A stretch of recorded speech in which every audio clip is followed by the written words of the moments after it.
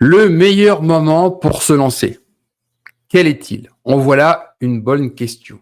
Bonjour à tous, je suis très heureux de vous retrouver pour ce nouveau numéro, ces nouvelles petites astuces pour vous aider dans votre démarche, votre approche, votre mode de vie cétogène. Cette question du meilleur moment pour se lancer, tout le monde se la pose et bien sûr, en ce début d'année, nous avons tous fait des vœux de nous remettre au sport, de perdre du poids et cetera. Donc c'est vraiment le moment, pour en parler. Nous cherchons tous le bon moment, le déclencheur, pour nous mettre, au régime cétogène. Nous cherchons les meilleures conditions, les conditions parfaites, avoir réuni toutes les chances de notre côté, que ça soit, financière, sociale, en termes de temps, et cetera. Mais je suis désolé de vous le dire, grâce à mon expérience, je peux vraiment vous le confirmer, ce contexte idéal, eh ben, il n'existe pas. On en rêve tous, mais nous n'avons jamais les conditions idéales pour faire, quoi que ce soit. Alors que, de façon, sincère, je vous le dis, le meilleur moment, c'était maintenant, c'était aujourd'hui. Il faut vous lancer maintenant dans le régime cétogène. Alors souvenez-vous de l'adage, quand on veut faire quelque chose, on trouve une solution et quand on ne veut pas, on se cherche une excuse. C'est un biais naturel, chez l'être humain, hein, la procrastination. Soyons honnêtes, nous repoussons, tout ce que nous considérons comme, éprouvant, difficile, toute sortie de zone de confort qui va éventuellement nous bousculer dans nos habitudes, qu'il soit question d'une énième reprise en main, de sport, d'arrêt du tabac, d'alcool, peut-être aussi, pourquoi pas reprendre des études, changer de travail, créer une entreprise. Toutes ces choses qui vont bousculer notre quotidien, réclament une forme de courage, parce que c'est un vrai changement de notre quotidien et de façon simplifiée, c'est vraiment une sortie de zone de confort, c'est-à-dire que ça va nous mettre dans une zone d'inconfort parce que nous n'avons plus nos habitudes, nos réflexes, et cetera. C'est inconfortable, voilà. Donc nous repoussons, finalement, nous trouvons des excuses, pour ne pas entrer dans dans ce no man's land, qui nous fait un petit peu peur, abandonner nos habitudes. Donc abandonner un régime riche en glucides, 55-60 de glucides de notre alimentation pour passer sur un régime cétogène qu'on contient 5, 8, 10%, c'est quelque chose qui fait peur parce que depuis des années, des décennies, nous mangeons comme ça. Donc, changer vraiment d'alimentation, bah, ça fait peur, ça nécessite du temps, de la compréhension. Bah, on se trouve un petit peu quelques excuses pour toujours repousser notre départ, hein. Alors, nous savons à l'avance que notre motivation sera mise à rude épreuve.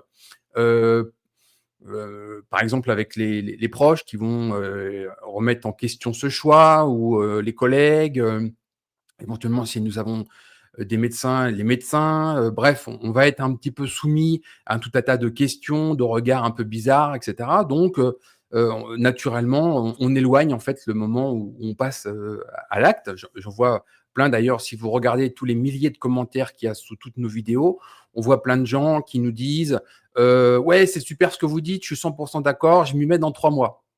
Dans 3 mois. Pourquoi dans 3 mois? Pourquoi pas maintenant? Ou au 1er janvier. Ou par exemple, quand, j'aurais été voir mon médecin et que j'aurais fait un premier bilan sanguin. Très bien, mais bon, aller voir un médecin pour faire un bilan sanguin qui connaît rien au régime cétogène, c'est-à-dire qu'il va faire un bilan sanguin qui est absolument pas intéressant, qui est plutôt hors sujet et c'est-à-dire mesurer des paramètres qui ne concernent pas le régime cétogène et de l'autre côté, qui va être incapable d'interpréter les résultats d'une deuxième analyse dans un contexte cétogène, quoi ça sert? N'est-ce pas une mauvaise excuse encore? Donc, pour faire simple, nous avons un biais naturel pour repousser, tous ces changements qui nous mettent dans cette zone, d'inconfort, hein. Tout le monde l'a fait, hein, avant les vacances, après les vacances. Vous savez, les médias, ils surfent là-dessus, hein. Tous les mois d'avril, ils vous disent: «Allez hop, on fait un régime pour, les vacances» et puis après, c'est la rentrée et puis après, c'est: «Oh bah, faites-vous du bien, prenez 4 kilos pendant les fêtes, hein, puis vous verrez ça au 1er janvier». Tous les ans, ça revient d'ailleurs dans la presse, ils ont même un terme pour qualifier ces articles qui reviennent tous les ans. Alors, devons-nous attendre le drame? Devons-nous attendre le diagnostic d'une maladie? Devons-nous attendre, alors pour ceux qui parlent en kilos, parce qu'en livre, c'est autre chose, mais ceux qui parlent en kilos, les célèbres 3 chiffres sur la balance, hein, quand on fait 99 kilos, tout va bien. Quand on fait 100 kilos, bon, alors c'est peut-être psychologique, parce qu'il n'y a pas une grande différence entre les deux, mais c'est une sorte de détonateur. Pareil avec les prescriptions de médicaments. Vous n'avez pas de médicaments, tout d'un coup, on vous dit, bah, vous êtes diabétique de type 2, vous devez prendre pour commencer, hein, pour reprendre la célèbre formule du docteur Gr, j'ai interviewé 2 fois, les 3 P, pilule, piqûre, pourriture. On commence par les pilules. Pilule pour faire descendre la glycémie. Est-ce que vous devez attendre que votre médecin vous prescrive une pilule pour faire descendre votre glycémie, c'est-à-dire un prédiabète, pour commencer à prendre les choses en main et vous dire, oh là là, il faut vraiment que je change d'alimentation. Tout simplement aussi, peut-être à 55, 60 ans, être incapable de courir à 100 mètres avec ses petits-enfants, ou même à 40 ans avec ses enfants. Est-ce que vous devez attendre vraiment de constater le désastre de votre santé pour vraiment vous y mettre? C'est un peu dommage, c'est un petit peu tard. C'est jamais trop tard, mais disons que c'est un peu dommage d'attendre d'exprimer les symptômes pour se motiver pour faire quelque chose. Alors, par expérience, je peux vous garantir que les conditions optimales n'existent pas. J'ai travaillé avec beaucoup de monde, beaucoup de sportifs de haut niveau. Et vous savez, quand vous regardez un petit peu le parcours, tout le monde a les yeux qui brillent quand on voit les médailles olympiques, les titres de champion du monde, etc. Mais c'est un travail qui a duré des années, voire des décennies. Et quand on regarde comment ces gens ont commencé, ils ont commencé vraiment dans de très mauvaises conditions. Les parents n'avaient pas le temps, ils n'avaient pas l'argent, il n'y avait personne pour éventuellement les conseiller, les aider à ce moment-là, mais ils ont fait. Ils ont fait avec ce qu'ils ont pu. Ils ont fait certainement des choses très mal faites, mais ils ont avancé. Et ils ont surtout jamais baissé les bras et ils se sont adaptés. C'est le maître mot et c'est pour ça que c'est très important de comprendre que les conditions optimales parfaites n'existent jamais.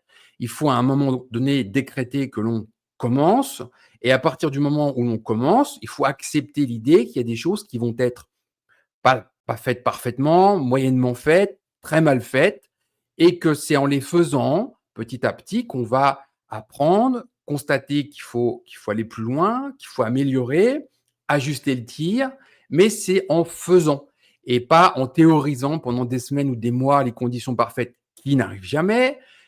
Finalement, on se fatigue intellectuellement, ça devient trop compliqué, etc. Alors que finalement, quand on se lance, on y va. Alors, le régime cétogène, c'est très simple. Hein. Vous décidez que tel jour vous commencez, aujourd'hui, et on y va. On se fait de la viande, on se fait des œufs, on se fait des légumes qui sont pauvres en glucides, et hop, c'est parti. Demain, on fera un autre repas et on continue. Voilà, c'est comme ça qu'il faut faire. En tout cas, c'est comme ça que moi je le vois et c'est comme ça que je vois que les gens qui réussissent ont commencé. Donc vraiment, comme chaque début d'année, c'est pour ça qu'on fait cette vidéo, parce que tout le monde se dit, et j'en ai lu beaucoup qui l'ont dit dans les commentaires de nos précédentes vidéos, au 1er janvier, je m'y mets. Eh ben, on est début janvier, c'est le moment, c'est aujourd'hui, c'est le moment de reprendre sérieusement votre santé en main sans attendre une sorte de désastre qui va vous être annoncé par quelqu'un d'autre. C'est le moment aussi de faire de votre santé une priorité. Parce que comme je l'ai déjà dit il y a une vidéo il y a au moins 7 ou 8 ans dans la Ceto Academy, j'avais expliqué qu'on ne pouvait pas courir après plusieurs priorités. On a une priorité dans la vie. Les autres sujets arrivent derrière. Et aujourd'hui, notre mode de vie est un peu bousculé, sous stress quotidien. La santé, le bien-être passe souvent en 2e, 3e plan, hein. Il y a des considérations économiques que je comprends parfaitement. Il y a une actualité qui est un peu oppressante, je comprends parfaitement.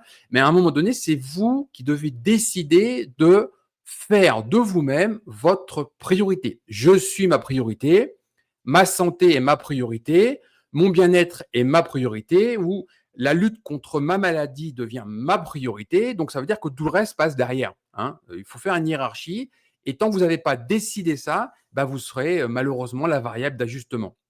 C'est le moment de vous offrir du temps pour cuisiner, du temps pour apprendre sur le sujet, et de ne pas continuer à accumuler les années au compteur en faisant des erreurs et devoir attendre un diagnostic qu'on voudrait bien ne jamais avoir pour commencer à déclencher des changements.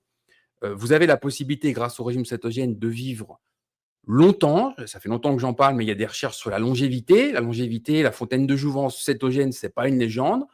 On sait très bien qu'un corps qui fonctionne en régime cétogène fonctionne totalement différemment qu'un corps qui fonctionne sous glucides. Donc, si vous voulez allonger votre espérance de vie, mais surtout une espérance de vie en bonne santé, sans maladie neurodégénérative, sans hypertension, sans surpoids, sans diabète de type 2, sans syndrome métabolique, eh ben, c'est important de commencer aujourd'hui.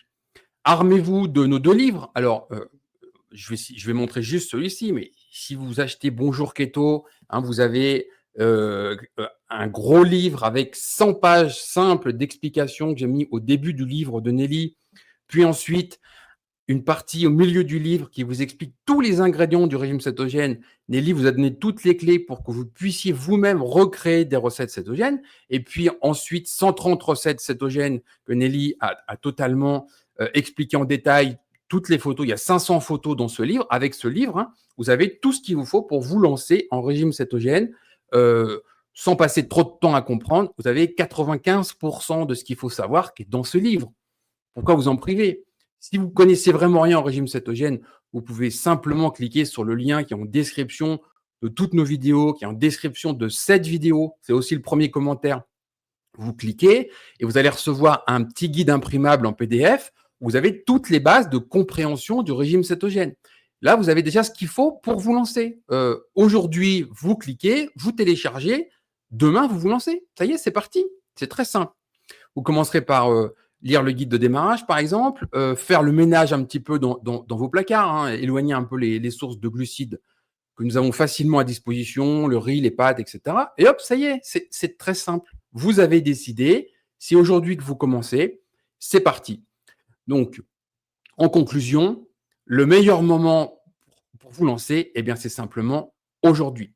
Faites-le maintenant, car aujourd'hui est le meilleur moment et c'est certainement plus sûr de se dire je commence aujourd'hui, peut-être que demain, la semaine prochaine, le mois suivant, ou entre-temps, nous allons trouver tout un tas d'excuses pour justement pas le faire. En conclusion, dans la vie, on regrette toujours ce que l'on n'a pas fait. Donc, le meilleur moment pour vous lancer, c'est aujourd'hui. À très bientôt.